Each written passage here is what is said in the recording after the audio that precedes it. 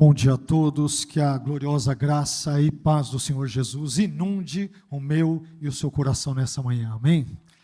Que bom podermos estar na casa do nosso Deus, que bom poder rever os nossos irmãos, que bom podermos renovar de certa forma, estando aqui, os nossos votos de comprometimento com o nosso Deus, que bom podermos prestar culto a Ele, aprender a palavra dEle, enfim, estarmos aqui unidos com um único propósito, um único desejo de louvar a Deus, engrandecê-lo, glorificá-lo, adorá-lo e assim por diante.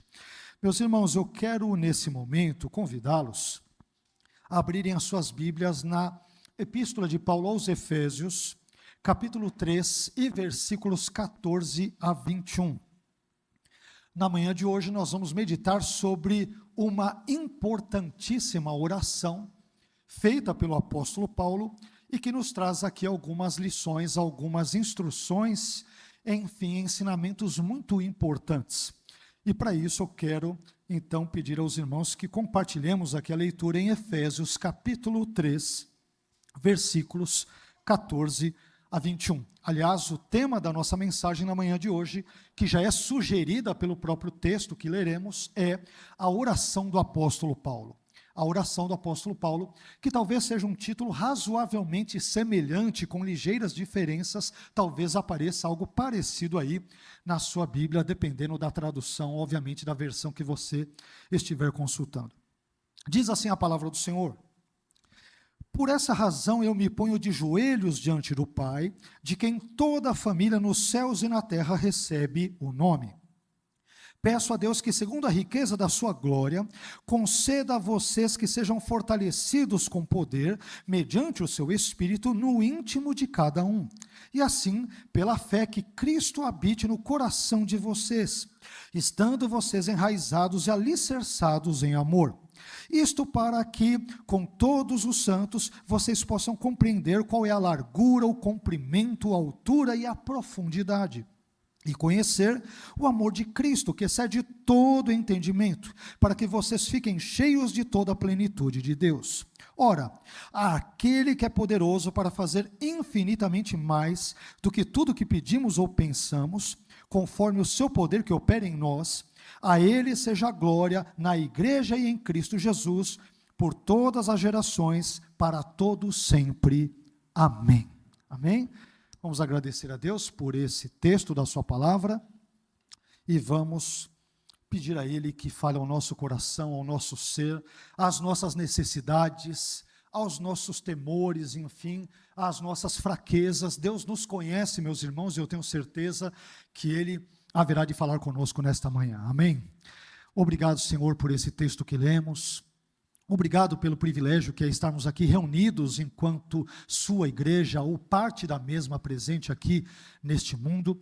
Te glorificamos, ó Senhor, pela oportunidade rica, grandiosa, graciosa, generosa que o Senhor nos dá para que aqui nos reunamos, como fazemos dominicalmente, também às quartas-feiras, enfim, e em outros contextos, para termos comunhão com o Senhor, com o Teu Espírito, com os irmãos, para aprendermos do Senhor.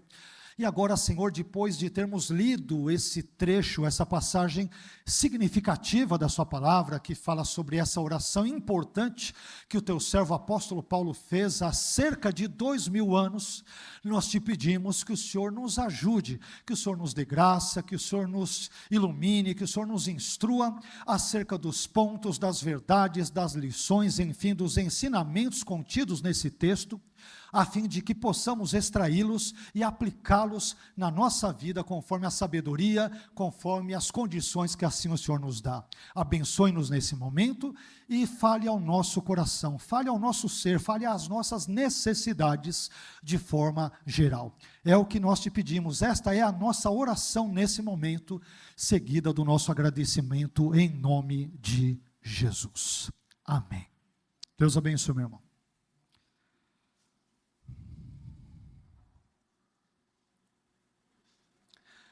Meus irmãos, se há um ingrediente na vida cristã que é de fundamental importância para a sua existência e para o seu funcionamento, ou seja, para a existência e para o funcionamento da vida cristã, esse ingrediente, esse elemento é, sem dúvida alguma, sem a menor dúvida, a oração. Aliás, não é à toa que textos bíblicos, como Atos 2,42, por exemplo, Atos 2,42 diz que os cristãos da igreja primitiva, os nossos primeiros irmãos em Cristo, eles perseveravam, entre outras coisas, nas orações. Aliás, o texto bíblico, ele usa oração ali em plural, na sua forma plural. E tendo isso em mente, eu gostaria então de falar com os irmãos na manhã de hoje sobre o tema que nós já adiantamos, que é a oração do apóstolo Paulo. E a partir da oração do apóstolo Paulo presente aqui, em Efésios 3, versículos 14 a 21, eu gostaria de extrair alguns importantes ensinamentos para a nossa vida cristã. Não sei se os irmãos se lembram, mas quando nós pregamos sobre outros trechos de Efésios, meses atrás e até mesmo anos atrás, nós mencionamos em uma ou outra ocasião que a epístola aos Efésios é uma das epístolas mais ricas do Novo Testamento em termos eclesiológicos, ou seja, em termos de doutrina da igreja, de vida cristã e assim por diante. E é curioso observarmos que os primeiros 3 capítulos de Efésios possuem uma pegada, digamos, um tom mais teológico, mais didático, mais doutrinário, enquanto que os 3 últimos capítulos, isto é, capítulos 4, 5 e 6 de Efésios, possuem um tom um pouco mais prático. Mas esse finalzinho de Efésios 3, que nós acabamos de ler, ele emenda, ele funciona como uma espécie de costura entre esses primeiros 3 capítulos que possuem um tom mais teológico, mais doutrinário, e os capítulos 4 a 6 que possuem um tom mais prático, e ele vai intermeá-los nesse contexto e nesse sentido, com essa perspectiva voltada para a oração. E eu não sei se os irmãos perceberam na leitura, mas a oração do apóstolo Paulo, feita pelos nossos irmãos da igreja e da região de Éfeso, aos quais, ou seja, aos Efésios, a quem esse texto foi originalmente destinado, é uma oração muito comovente, muito interessante e muito profunda. Aquilo que o apóstolo Paulo pede e a maneira como ele lida com a oração é muito importante. Aliás, nós vamos perceber ao longo dessa exposição que essa oração do apóstolo Paulo, ela é naturalmente dividida em 3 partes. Primeiro, existe uma introdução, existe um preâmbulo ali, em que alguns detalhes preliminares que nós veremos estão ali presentes, são apresentados.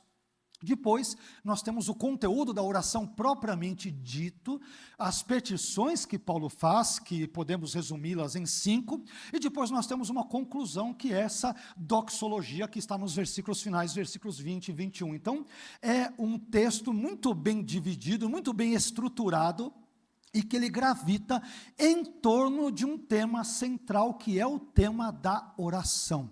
O apóstolo Paulo está preocupado com os cristãos de Éfeso, sobretudo com a vida espiritual deles, e ele faz por eles uma oração simplesmente gloriosa, repleta de elementos teológicos, mas repleta também de profundidade espiritual, e que revela o amor do apóstolo Paulo pelos cristãos da igreja de Éfeso. Então, esse é o teor geral, apenas para darmos uma introdução, e agora então, diante disso, nós podemos ver que a oração feita aqui pelo apóstolo Paulo, ela possui inicialmente 3 características introdutórias importantes, como eu mencionei, que podem ser vistas nos versículos 14 e 15, aqui de Efésios capítulo 3. E nós vamos ver quais são essas características introdutórias importantes. Em primeiro lugar, meus irmãos, quando eu leio esse texto, eu descubro que a oração de Paulo é caracterizada por uma postura corporal reverente. Em primeiro lugar, a oração do apóstolo Paulo, ela é caracterizada, é marcada por uma postura corporal reverente. Acompanhe comigo Efésios 3, versículo 14, parte A, onde Paulo diz: por essa razão eu me ponho de joelhos. Por essa razão eu, apóstolo Paulo, me ponho de joelhos. Quando nós oramos, É claro que o que mais importa é a postura do nosso coração e não a postura do nosso corpo. O Elbi diz isso aqui com grande frequência, quando, por exemplo, nós vamos adorar a Deus e vamos aqui nos assentar ou ficando aqui em pé. E isso é verdade. Mas é importante destacarmos aqui um detalhe curioso, que, de modo geral, a postura corporal mais comum de um judeu durante a oração, ao longo da história, era a posição em pé, e não a posição de joelhos. Isso é bem interessante. Isso pode ser visto em vários textos bíblicos, como, por exemplo, Neemias 9:5, 2 Crônicas, capítulo 20, versículo 5, e no Novo Testamento, só para citarmos poucos exemplos, Lucas 18:11, entre vários outros textos. Aliás, até hoje, existe uma oração que é central para a fé judaica e que se chama em hebraico de Amidá. Amidá em hebraico quer dizer em pé, ou Tefilat Hamidá, que significa oração de pé, e que é recitada de forma silenciosa pelos judeus 3 vezes ao dia, onde eles oram em pé, voltados para Jerusalém. Então, até hoje, a oração principal, ou o modo de orar, corporalmente falando, fisicamente falando, por parte de um judeu, é uma oração que é feita em pé. Quando a gente vê aquelas imagens, os vídeos, ou documentários na internet ou na TV, nós sempre vemos judeus, por exemplo, em frente aos muros de Jerusalém e tudo, eu tive a oportunidade de estar lá, você não vê nenhum judeu ajoelhado, eles sempre estão em pé. A forma normal, corpórea com que um judeu normalmente ora é a posição em pé. Isto significa dizer que a oração de joelhos, embora ela também esteja claramente presente na Bíblia, isso é fato, sem dúvida alguma, contudo, a oração de joelhos, ou ajoelhado, onde a pessoa ora ajoelhado a Deus, ela é uma oração feita por meio de um gesto corporal, digamos que mais excepcional, em caráter mais exceptivo, e que está associado a uma atitude reverente, a uma humilhação profunda, a uma demonstração de arrependimento ou uma súplica intensa. Então, para a pessoa orar de joelhos, você percebe, quando lê inclusive a Bíblia, que nos textos onde isso ocorre, existe uma situação excepcional, mas, digamos que importante, ou em termos coletivos, ou em termos individuais, e que faz com que o indivíduo ou indivíduos orem, ou particularmente ou coletivamente, de joelhos. E nós podemos perceber isso, por exemplo, em textos como 1 Reis 8:54, quando Salomão ora pela dedicação do templo, ele está ajoelhado. Por quê? Porque a situação é solene, ela é importante, ela é ímpar, ela é singular, ela é excepcional. Esdras capítulo 9, versículo 5, também nós temos um contexto pós-cativeiro babilônico, onde há ali uma oração de joelhos. Daniel 6:10. Daniel 6:10, quando Daniel está na cova dos leões, ele ora ali de joelhos, porque é um momento importante, de grande aflição, afinal de contas, ele pode morrer ali, abocanhado pelos leões a qualquer momento. E Mateus 26:39, onde o próprio Jesus, quando vai ao Getsêmani, nos momentos que antecedem a cruz, ele vislumbra, ele antecipa o peso da cruz, e ora de joelhos. Então perceba que a oração de joelhos, ela ocorre em situações mais singulares, de específica humilhação, de grande reverência, ou de uma súplica muito intensa.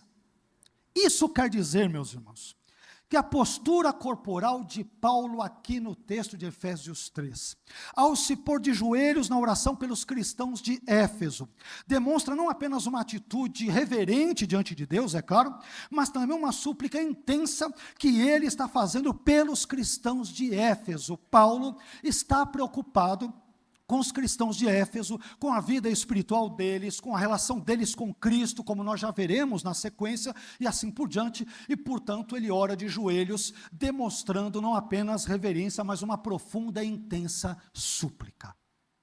É importante, quando nós orarmos, que a nossa oração seja intensa, que ela seja fervorosa, que ela seja feita com vontade, não apenas para cumprirmos tabela como crentes. Bom, vou me ajoelhar porque é assim que crentes fazem. Não, eu vou me ajoelhar lembrando-me ou lembrando-nos do apóstolo Paulo, que esta é uma postura reverente que envolve uma intensa súplica diante de Deus. Enfim, a oração de Paulo aqui, em primeiro lugar, é caracterizada por uma postura corporal reverente e que indica intensa súplica. Mas, em segundo lugar, E aqui uma lição das mais óbvias que existem sobre a oração. Em segundo lugar, a oração de Paulo é caracterizada por ser dirigida à pessoa certa. Paulo dirige a sua oração, é claro, como não poderia ser diferente, à pessoa certa, que é Deus. Vejamos isso em Efésios 3, versículo 14, parte B. Nós vimos anteriormente que Paulo ali diz: por essa razão eu me ponho de joelhos, e aqui a parte B, diante do Pai. Paulo se põe de joelhos diante de quem? Do Pai, diante do Pai. Observe que o apóstolo Paulo, ao realizar a sua intensa súplica, a sua oração, a sua petição de joelhos, ele não se ajoelha diante de homens, ele não se ajoelha diante de esculturas, imagens de escultura, e também não se ajoelha ali diante de santos já falecidos ou alguma outra coisa do gênero. Em vez disso, Paulo se ajoelha diante do Pai. Ele é reverente diante de Deus, ele oferece uma súplica intensa diante de Deus e para Deus. A oração dele é dirigida a Deus, ou seja, Deus é o alvo, é o destino, é o foco e é o objetivo, é o fim da oração do apóstolo Paulo. Portanto, meus irmãos, quando nós orarmos, imitemos o apóstolo Paulo e tenhamos apenas Deus e mais ninguém e mais nada como o alvo das nossas intercessões, das nossas lamentações, das nossas orações, das nossas petições e também das nossas súplicas. Em suma, em resumo, a oração de Paulo é caracterizada por ser dirigida à pessoa certa, e esta pessoa é Deus. Mas em terceiro lugar, eu também aprendo, e nós estamos aqui na introdução da oração de Paulo, nós não entramos na oração, é apenas a introdução à oração. Mas em terceiro lugar, a oração de Paulo é caracterizada por identificar a igreja como uma família.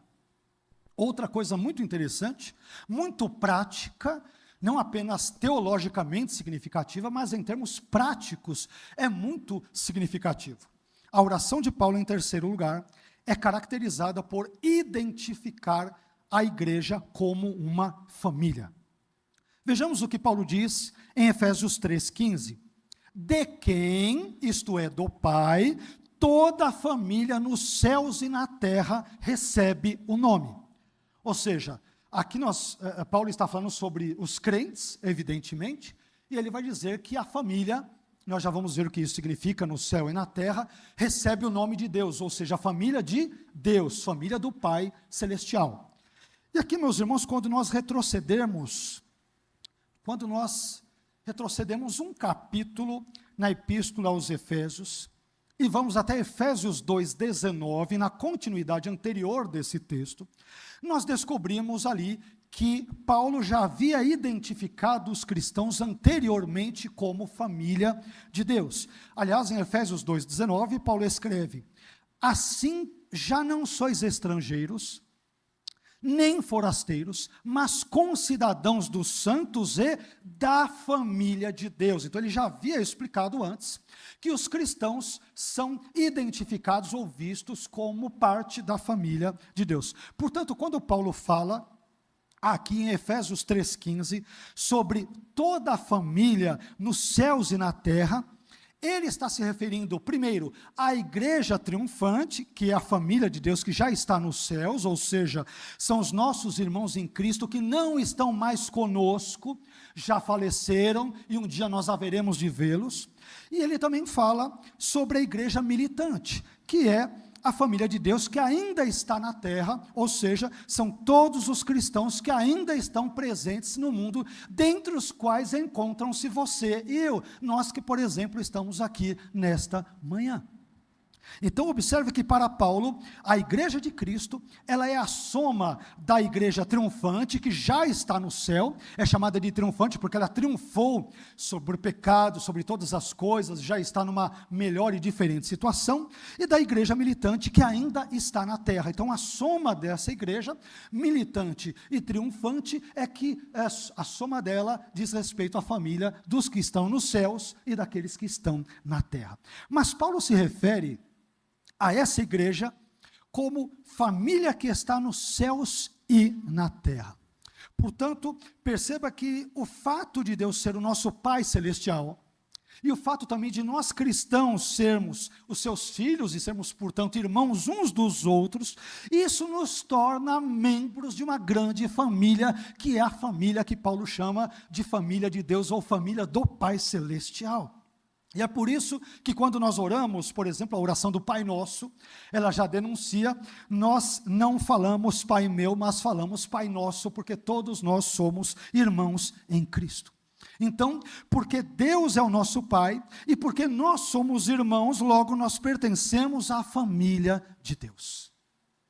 E como acontece a toda a família, ou quase toda a família, pode haver, vez por outra, algumas rusgas, alguns desentendimentos, alguns probleminhas relacionais ou de relacionamento aqui e ali, mas em Cristo também há perdão, há compaixão, há misericórdia, há a graça de Deus, e isso tudo faz parte de uma família, e sobretudo no nosso caso, da família de Deus. Em suma, a oração do apóstolo Paulo aqui, ela é caracterizada por identificar a igreja como uma família, ou seja, a família de Deus. Mas depois dessa primeira parte, essa é a parte introdutória da oração de Paulo. Depois disso, nós temos o miolo da oração em si, o conteúdo em si da oração. O que Paulo ora em si? Isso nós vamos perceber na sequência do texto.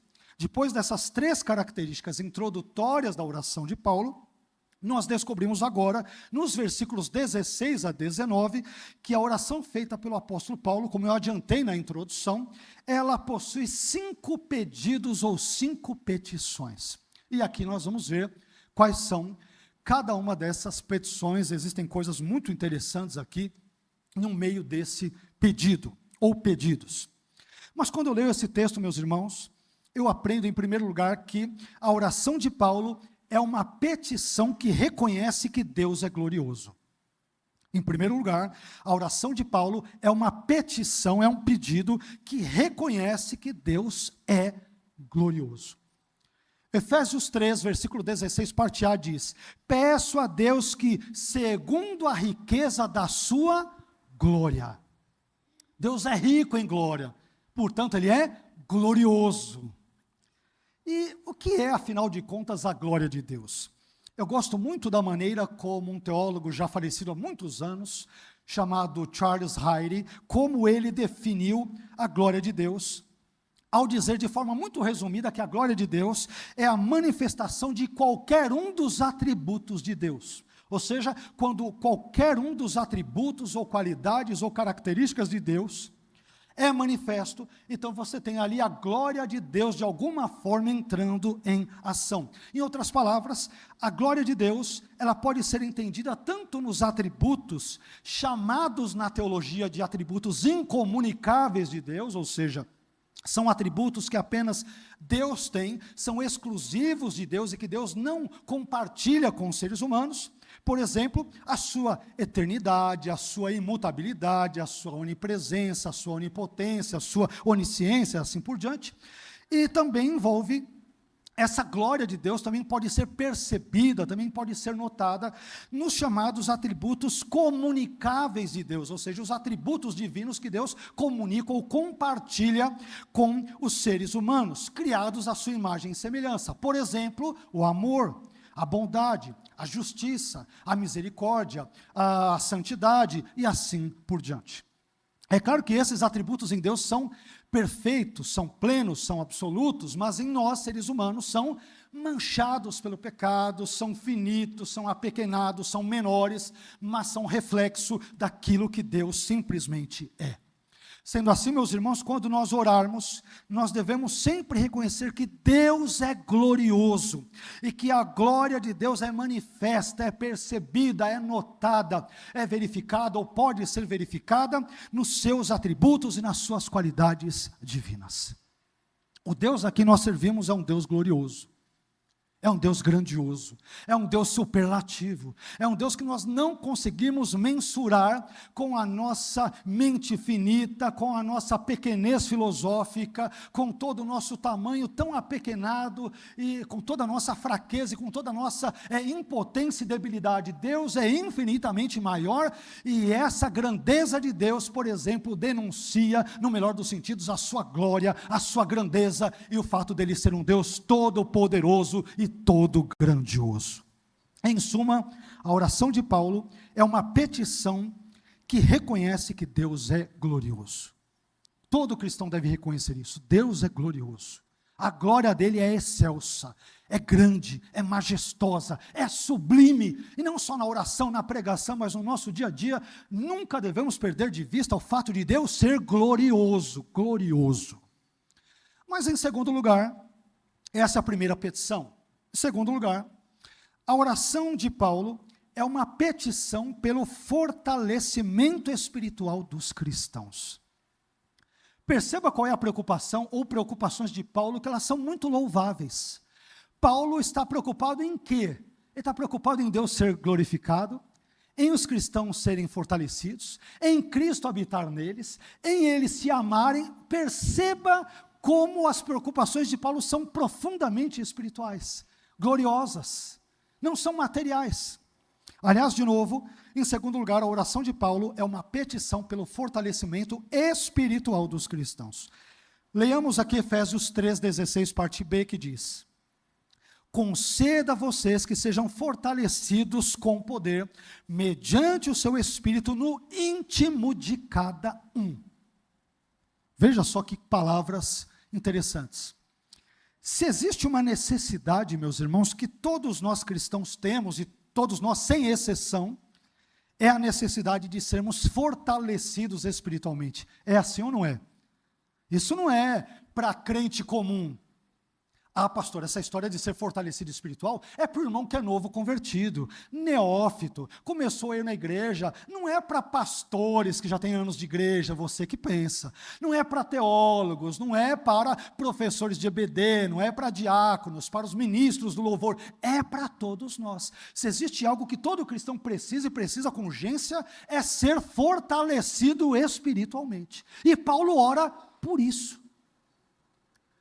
Você entendeu? Porque Paulo se coloca de joelhos e ora de uma forma, com uma súplica intensa. Ele diz: eu quero que vocês sejam fortalecidos no íntimo. Eu quero que vocês sejam cristãos melhores, mais tementes a Deus, mais piedosos, mais santos, mais justos, mais corretos, mais cheios de Deus. Eu quero que vocês sejam crentes abençoados. Essa é a oração de Paulo. A propósito, meus irmãos, me permito aqui uma brevíssima digressão que tem tudo a ver com o tema, é tudo friamente calculado. A propósito, durante as minhas várias caminhadas que eu faço todos os dias, caminhar é a minha atividade física predileta, preferida. Eu não sei se eu tenho percebido, não sei se os irmãos também, mas eu tenho percebido que o número de academias físicas, entenda-se, né? Ou seja, que o número de estabelecimentos que promovem ou buscam promover o bem-estar físico das pessoas tem crescido assustadoramente. Você tem percebido isso? Para onde você vai, você vê uma academia, é algo impressionante. Não vou citar os nomes, nós as conhecemos muito bem, e eu não sou academiofóbico, é importante dizer, né? Não tenho nada contra. Se eu tivesse, eu não andaria como eu ando constantemente, seria um tiro no pé, né? Seria o cúmulo da contradição. Mas aqui, para não dar margem para nenhum mal-entendido, eu devo esclarecer de novo, já de antemão, que eu não tenho absolutamente nada contra academias, mesmo porque cuidar do nosso corpo físico e do nosso bem-estar físico é algo muito importante, absolutamente importante, isso é fato. Eu não nego isso, não seria louco de negar uma verdade auto-evidente como essa. A minha preocupação, que eu já inclusive externei em outros contextos, se dá quando nós cuidamos demais do nosso bem-estar físico, até de forma exagerada, mas descuidamos ou não cuidamos na mesma proporção do nosso bem-estar espiritual. Aí é que há a crítica.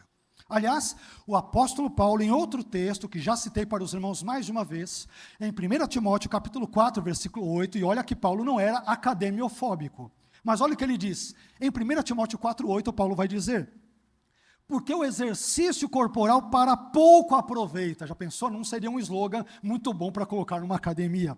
Porque o exercício corporal para pouco aproveita, mas a piedade para tudo é proveitosa, tendo a promessa da vida presente e da que há de vir. Então o argumento de Paulo é muito contundente. Perceba que para o apóstolo Paulo, O exercício físico é importante, é evidente que é, mas ele possui um proveito menor do que o exercício espiritual, que é o exercício da piedade, né? Paulo vai chamar aqui de piedade. E por que Paulo diz isso? Ora, Paulo ele diz isso porque o exercício físico, ele nos confere apenas um benefício ou um proveito temporário e terreno. É só para essa vida. Para outra não. Aliás, na outra vida, não sei se já te contaram, nós teremos um corpo glorificado. Ou seja, quer dizer que tudo aquilo que fizermos nesse mundo, com esse corpo, no sentido de beneficiá-lo, e que é importante cuidarmos do templo do Espírito, repito, é importante, mas comparando-se com o exercício espiritual é de menor importância. Por quê? Porque se o exercício físico, ele se preocupa mais com o aqui e o agora, uma perspectiva mais terrena e imediatista, o exercício espiritual, argumenta Paulo, ele nos confere um proveito, um benefício, não apenas terreno e temporário, mas também um proveito eterno. Quem diz isso é Paulo, não é isso? Ele diz que a piedade para tudo é proveitosa, tendo a promessa da vida presente e da que há de vir. Então, meus irmãos, observemos que essa questão aqui desse fortalecimento espiritual é algo absolutamente importante.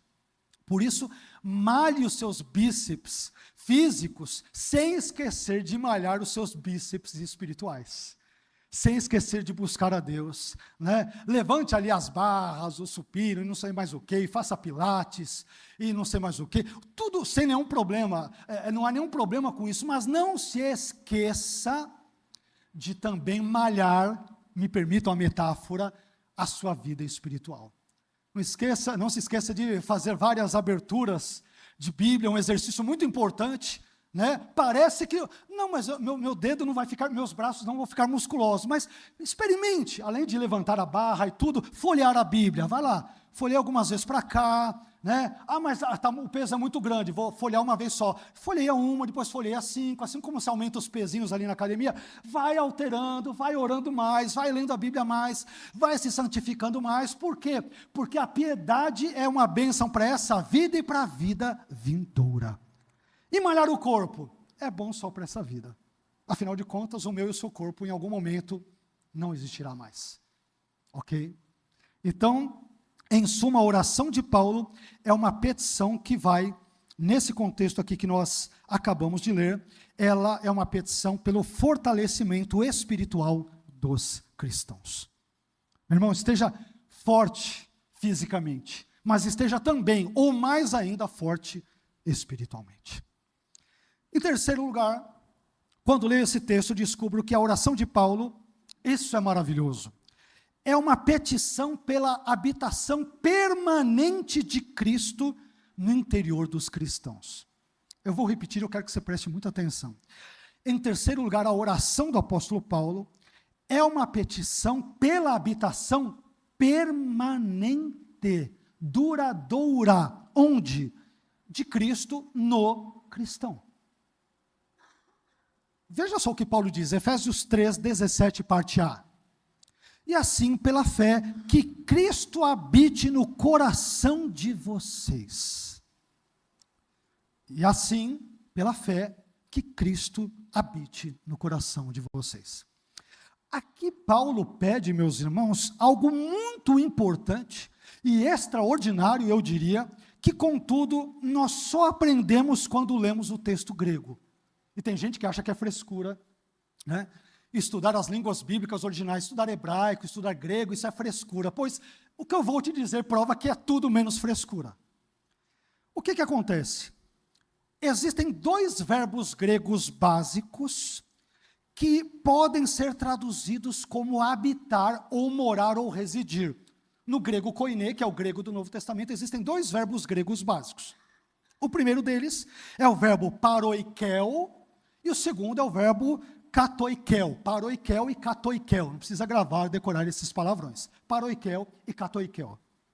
O verbo paroikel, ele significa ser forasteiro em, ou habitar temporariamente em um lugar. É um termo que diz respeito a alguém que é um peregrino, ele está andando por um lugar, ou alguém que está fazendo uma viagem, ele aluga um hotel, fica uns dias no hotel, ele não vai morar no hotel, mas ele fica ali apenas alguns tempos nesse contexto. Aliás, é desse verbo paroikel que vem a nossa palavra em português, paróquia. Paroikel vai dar paroiquia, que vai dar paróquia, que originalmente, na sua etimologia, é um lugar de passagem, para você ficar pouco tempo, fica um tempo ali, come, bebe, se hospeda, passa a noite, pernoita, depois você vai embora. Perfeito? Isso é paroikel, habitar temporariamente em um lugar, ser um morador passageiro. Só que além desse verbo, nós temos o verbo katoikel, que significa habitar ou morar, mas morar de forma fixa, permanente e duradoura. O que acontece? Paulo, quando pede a Deus para que Cristo habite no coração de vocês, ou seja, nos cristãos ali de Éfeso, a palavra que ele usa, o verbo que ele usa aqui, que é traduzido como habitar, não é o termo paroikel, mas é o verbo katoikel. Então, Paulo pede para que Cristo more definitivamente no coração dos cristãos de Éfeso. Não é para ele ser um passageiro. Você está percebendo? Em outras palavras, Paulo, ele ora ao Pai para que Cristo não seja um simples forasteiro, um simples peregrino, ou um simples visitante passageiro na nossa vida. Nada disso. Paulo ora ao Pai para que Cristo estabeleça uma moradia duradoura, fixa e permanente no nosso coração. E ainda tem gente, mais uma vez, que acha que o estudo do grego e do hebraico é frescura, né? Então, a oração de Paulo, meus irmãos, é muito importante. Cristo não deve ser um visitante esporádico na nossa vida. Ele deve ser alguém que estabeleceu, que fixou residência, permanência, ele veio para ficar e ele não vai mais embora. Porque tem crentes que, se deixar, parece que Jesus é um inquilino passageiro, né? Ele vive ali, só habita em determinados cômodos da sua vida. Ô Jesus, o senhor pode ficar aqui no quarto, na cozinha, mas não vai para o quartinho da bagunça, porque lá o negócio é feio. Não. Paulo ora ao Pai para que Cristo habite em nós e habite em nós de forma absoluta. Amém? Não adianta entregarmos a Jesus a cozinha e o quarto da nossa vida e sonegarmos a Ele o porão, onde tem os cacarecos, as bagunças, onde tem às vezes a sujeira que é empurrada para debaixo do tapete. Não, Jesus quer o porão também. Ele quer toda a nossa vida, Ele quer morar em todos nós e na nossa totalidade. Ele quer de fato ser Senhor absoluto da minha vida e da sua vida. Amém, meus irmãos? Isso é grandioso. E em outro momento, Paulo vai dizer em Gálatas 2:20 que não é Ele mais que vive, mas Cristo que habita nele, é Cristo quem vive nele. E vive permanentemente, não é um simples passageiro, um visitante que vem de vez em quando, fica 5 dias e vai embora. Tem crente que parece assim, né? Jesus mora nele nos domingos porque é dia de culto. Na segunda-feira parece que Jesus chama um caminhão de mudança e vai embora, e quem começa a trabalhar na vida do indivíduo é o diabo. Aí não dá. Eu sei que eu estou usando uma linguagem muito forte, mas tem crentes que têm a impressão absurda, antibíblica, ridiculamente bizarra, que parece que Jesus mora neles só de domingo. E, aliás, mora neles apenas durante 2 ou 3 horas no culto. Depois Jesus se muda. Vem um caminhãozinho de mudança, Jesus, Jesus, até domingo que vem. Até lá, a carne vem, o pecado vem, o diabo vem, Jesus, até o próximo domingo, até o próximo culto. Não! E a oração de Paulo Jesus, Ele deve morar, Ele deve habitar no coração de vocês, mas deve habitar permanentemente, de forma duradoura, de forma constante, de forma contínua. Se Jesus não morar assim continuamente, então nós podemos ser tudo menos cristãos. Ser cristãos no coração dos quais Jesus habita apenas 2 ou 3 horas no domingo, isso não é ser cristão. Jesus deve morar e deve morar continuamente na nossa vida. Esse é um tipo de aluguel que nunca vencerá. Jesus vai morar e vai morar para sempre na nossa vida. Amém? Mas isso nos leva, indo um pouco mais adiante, nós também aprendemos Em quarto lugar, que a oração de Paulo é uma petição pela vida cristã vivida em amor. Nós cantamos bastante isso. Aliás, muito do que eu estou falando hoje aqui, nós cantamos ao longo dos hinos, dos cânticos e assim por diante. Mas em quarto lugar, a oração de Paulo é uma petição pela vida cristã vivida em amor. Vejamos isso em Efésios 3, versículo 17, parte B, que diz: estando vocês enraizados e alicerçados em amor. Então, Jesus deve morar definitivamente no coração de vocês. Quando isso acontece, um efeito colateral inevitável, qual é? Eu vou amar o meu irmão. Não tem como Cristo habitar definitivamente em mim e eu alimentar ódio, rancor, mágoa ou essas besteiras todas contra o meu irmão. Senão, quem é que está habitando no seu coração? Será que é Cristo? Então, veja que o argumento de Paulo ele é bem profundo. E aqui, meus irmãos, o amor fraterno, ele não é um acidente de percurso na vida do cristão, mas é aquilo que caracteriza o cristão como discípulo de Jesus. Aliás, já foi lido no início do louvor, na ministração do louvor, foi citado João 13:35, que é um dos textos mais importantes do Novo Testamento, onde Jesus deixa isso bem claro. Jesus deixa a importância do amor como algo bem claro na vida dos seus seguidores, quando Jesus disse: nisso todos conhecerão que sois meus discípulos, se vos amardes uns aos outros. O discípulo de Jesus não é conhecido necessariamente porque ele fala em línguas. Fala em línguas, você é discípulo. Não, ele é conhecido porque ele ama. Você pode falar em línguas e não amar Jesus. O discípulo de Jesus não é conhecido por ser um profundo teólogo, por conhecer hebraico e grego, por mais que estas coisas sejam importantes, eu não estou negando-as, elas são importantes, é evidente. Mas ele é conhecido por amar. E como que ele vai amar se Cristo não habitar definitivamente no seu coração, nos seus valores, nos seus pensamentos, na sua vontade e assim por diante? Ou seja, um discípulo de Jesus que não ama o seu irmão, ele é uma fake news ambulante, ele é uma fraude ambulante, ele é uma propaganda enganosa. Não, sou cristão, mas tem aquele irmão lá da igreja que eu não me dou bem com ele. Tem um irmão da congregação X que eu não me dou bem com ele, mas tem aquele rapaz que se eu ver, eu vou falar umas verdades para ele, ele vai ver o que eu vou fazer assim por diante. Meu irmão, um discípulo de Jesus que não ama é simplesmente uma verdadeira propaganda enganosa. E Paulo aqui na sua oração pelos cristãos de Éfeso, pede ao Pai Celestial que os cristãos daquela região estejam enraizados e alicerçados no amor. E aqui, como eu disse antes, é verdade que no corpo de Cristo, que é a igreja, às vezes os irmãos se desentendem, às vezes os irmãos se estranham, e às vezes alguns irmãos não se dão tão bem nos seus relacionamentos interpessoais. Mas, meus irmãos, onde há amor, a disputa dá lugar à amizade, a rivalidade dá lugar ao perdão, e a inimizade dá lugar ao trato amistoso e fraterno. Mas para isso é importante que estejamos enraizados e alicerçados no amor. Vocês viram qual é o pedido de Paulo pela igreja de Éfeso? Algo maravilhoso.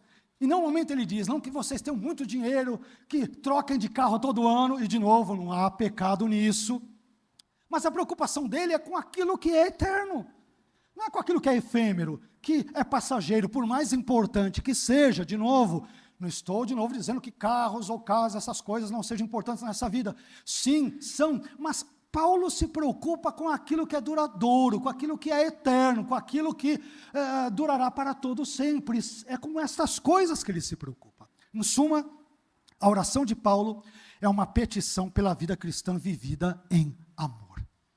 E em quinto e último lugar, dentro das 5 petições, eu também aprendo que a oração de Paulo é uma petição pela compreensão das incríveis dimensões do amor de Cristo.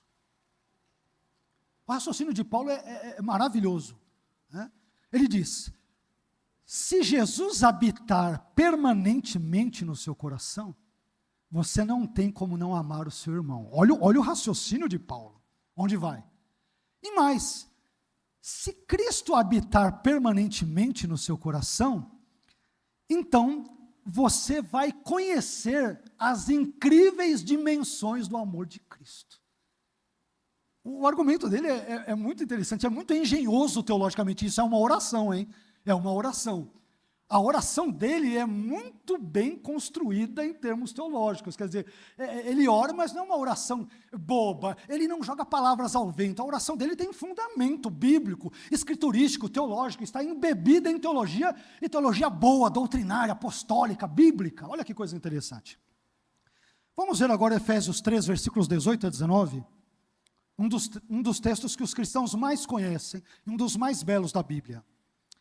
Isto para que com todos os santos, vocês possam compreender qual é a largura, o comprimento, a altura e a profundidade. E conhecer o amor de Cristo que excede todo entendimento. Isso aqui é muito curioso, né?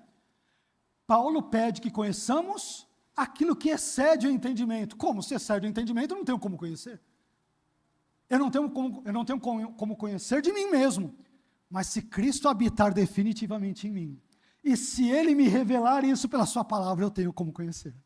De mim mesmo eu não tenho, mas quando Deus me revela, eu tenho então como conhecer. E conhecer o amor de Cristo, que excede todo entendimento, para que vocês fiquem cheios de toda a plenitude de Deus.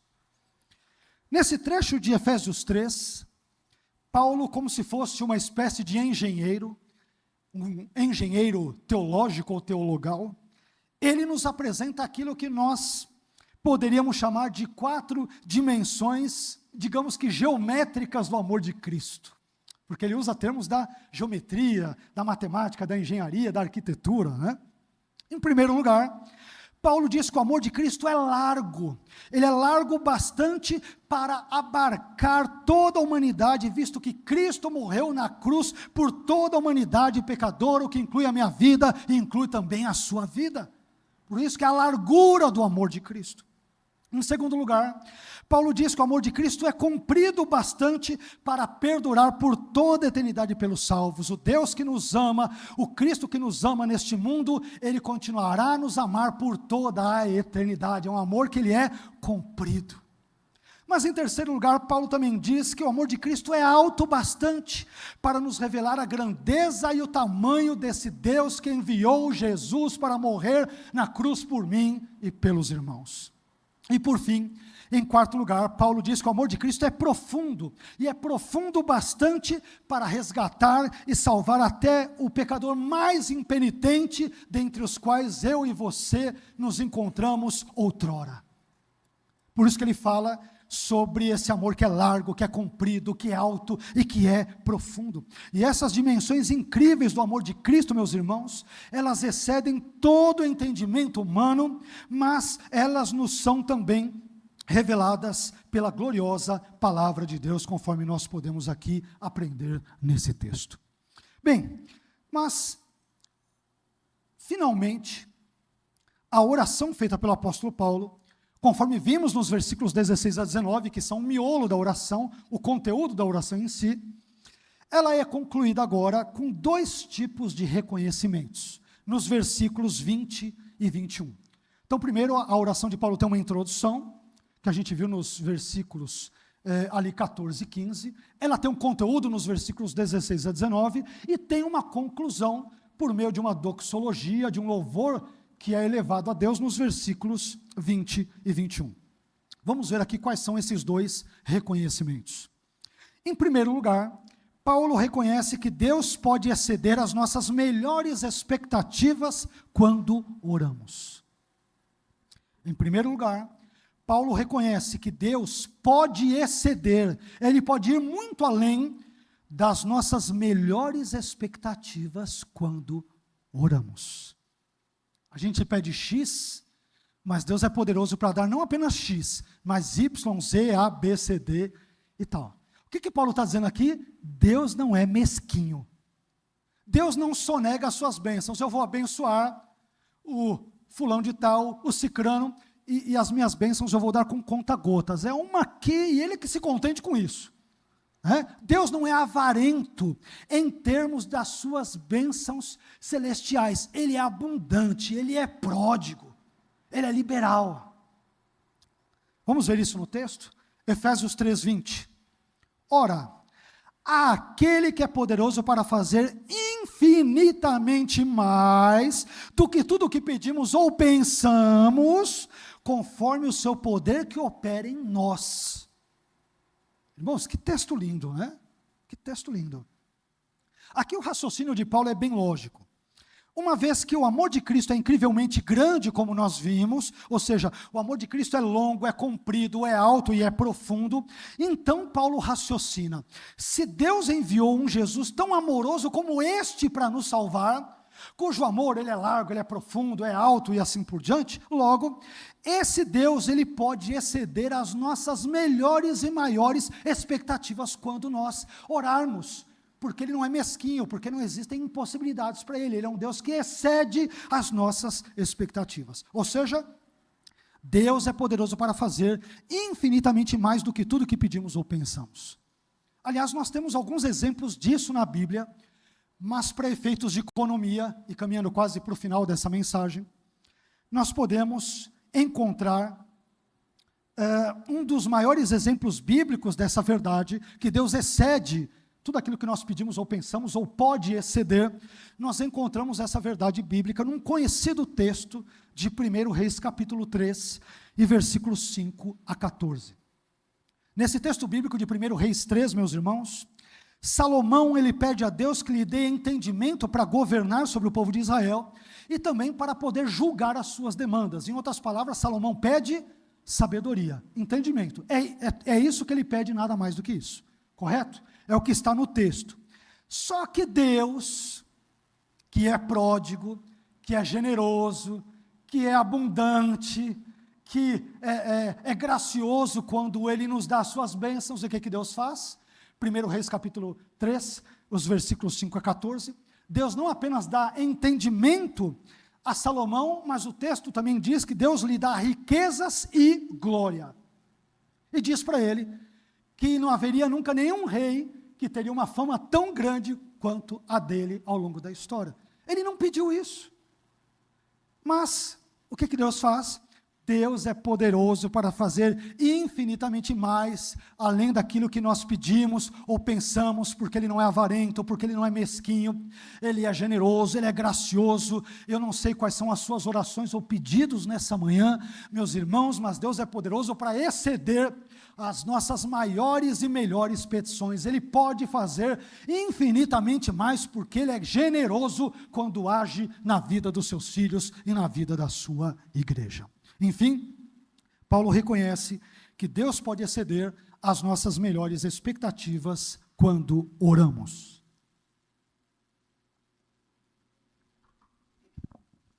Por fim, em segundo e último lugar aqui dentro desse nosso ponto, e caminhando agora para o final, quando leio esse texto eu aprendo também que Paulo reconhece que Deus é digno de toda a glória. Deus é digno de toda a glória. Vamos ver isso? Efésios capítulo 3, versículo 21, Paulo diz: a Ele seja a glória, na igreja e em Cristo Jesus, por todas as gerações, para todos sempre. Amém. Aqui Paulo termina, não sei se os irmãos perceberam isso, mas aqui Paulo termina a sua oração retomando o mesmo tema com o qual ele a começou.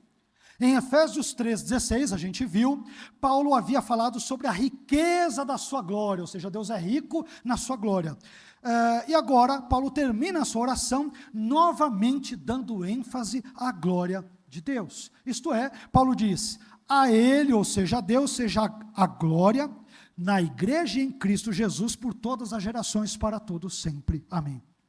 Irmãos, em tudo aquilo que nós fizermos, nós devemos buscar sempre a glória de Deus. Até nas orações que fazemos, já que o nosso assunto é oração nesta manhã, será que a minha oração glorifica a Deus? Não sei se você já parou para pensar nisso.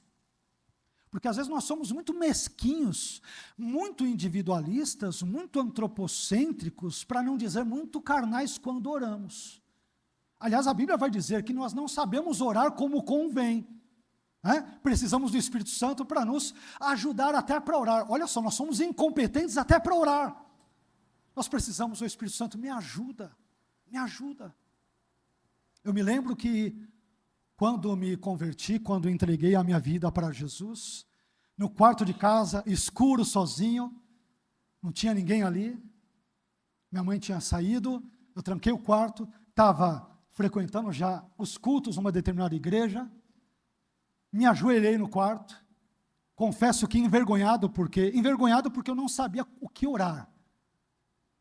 E eu simplesmente ajoelhei e falei: Senhor, eu não sei orar, eu estou começando agora a ir na sua casa, mas se o Senhor é tudo aquilo que o pastor diz que o Senhor é, eu acredito que o Senhor é tudo isso, entra na minha vida, perdoa os meus pecados, e me perdoe por essa oração, porque eu nem sei o que eu estou dizendo, e comecei a chorar, e chorar, e chorar, mas talvez tenha sido uma das orações mais importantes da minha vida, porque eu não conseguia verbalizar, eu não conseguia expor em palavras. Então o que eu pude fazer naquele momento foi chorar, na esperança de que Deus entendesse as minhas lágrimas, e as interpretasse e tivesse misericórdia da minha vida. Eu apenas fiz isso. Meus irmãos, em tudo nós devemos buscar a glória de Deus. Paulo em 1 Coríntios 10:31, caminhando para o final, ele vai dizer: portanto, quer comais, quer bebais, ou façais qualquer outra coisa, orar, dirigir, ter comunhão com os irmãos, trabalhar, estudar, dar aula, viver em sociedade, qualquer outra coisa, fazei tudo para a glória de Deus. Será que essa minha vida, esse meu comportamento glorifica a Deus? Sim, então eu vou permanecer nesse caminho. Será que esse tipo de atitude que eu tenho glorifica a Deus? Não, então Deus me ajude a abandonar esse caminho, porque Ele não te glorifica, Ele não dá glória ao seu nome, ao seu ser, aos seus atributos, à sua pessoa. Me ajude. Enfim, eu gostaria de concluir essa mensagem dizendo que a oração, meus irmãos, não é um simples acessório na vida cristã. A oração é um dos elementos mais importantes da nossa caminhada cristã, e que vai perdurar na eternidade, porque na eternidade nós vamos falar com Deus e a Deus, e de Deus. Deus será o nosso assunto na eternidade, e nós estaremos dizendo para Ele: Senhor, o Senhor é glorioso, é majestoso, e o Senhor é poderoso, e me perdoe de novo, porque minhas palavras são parcas e são pequenas, mas o Senhor é tudo isso que a Tua palavra diz, o Senhor é muito mais do que isso. Ou seja, na eternidade a oração perdurará. Nem tudo existirá na eternidade, não haverá pregação da palavra na eternidade, porque nós teremos um conhecimento muito mais pleno de Deus, estaremos na presença do próprio Deus Trino, mas falar com Deus nós falaremos, louvar a Deus nós louvaremos. Por isso que a oração é importante, e isso nos traz uma grande preocupação e um grande compromisso. Meus irmãos, se na eternidade nós falaremos de Deus e a Deus, por que nós não começamos a fazer isso já nesse mundo? Amém? Por isso que é estranho um cristão que não ora, porque se nós não falamos com Deus aqui na terra, como esperamos que teremos prazer em falar com Ele na eternidade? Comecemos a falar com Deus aqui na terra, de modo que quando chegarmos diante dEle naquele importante dia, nada nos será novo. Simplesmente daremos continuidade ao diálogo que um dia começamos na terra, e esse diálogo continuará com Deus Trino, Pai, Filho e Espírito Santo por toda a eternidade e pelos séculos dos séculos. Amém? Que Deus nos ajude, em nome de Jesus. Vamos ficar em pé?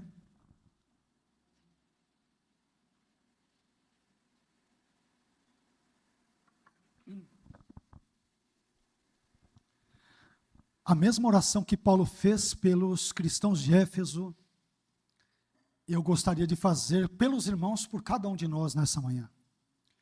Que Cristo habite, vocês entenderam, não é o paroikel, não é dar uma passagem na minha vida.